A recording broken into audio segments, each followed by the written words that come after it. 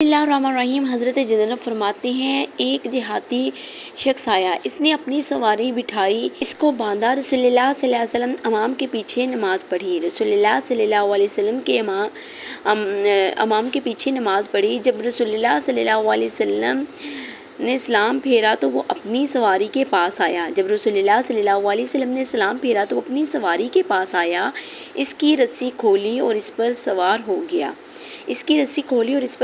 गया। फिर निदा दी, ए अल्लाह तो मुझ पर और मोहम्मद सल्लल्लाहु अलैहि वसल्लम पर रहमत फरमा।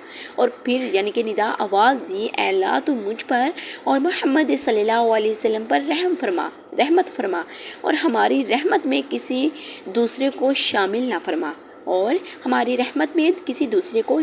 फरमा। नबी अकरम सल्लल्लाहु अलैहि वसल्लम ने इसकी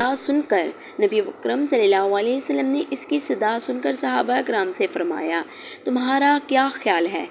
यानी कि उसकी सदा सुनी और जो कि सहाबा से पूछा कि तुम्हारा क्या ख्याल है, ये शख्स ज़्यादा गुमराह है या इसका ऊँट? तुमने सुना नहीं है? यानी कि हुज़ूर पाक सल्लल्लाहु अलैहि वसल्लम ने पूछा, इसका ऊँट गुमराह है या ये शख्स खुद?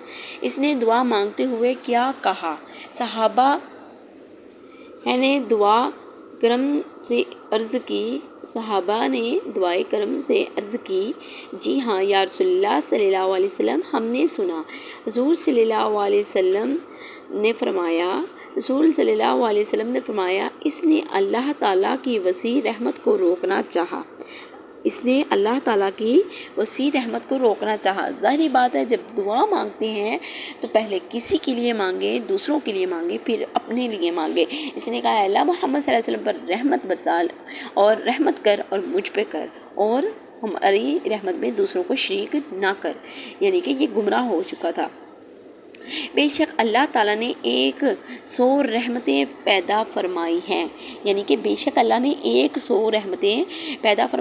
इनमें से एक रहमत दुनिया में उतारी है, जिसके बायस इंसान, जिन्नात, जानवर और तमाम मखलूक़ात एक दूसरे पर रहमत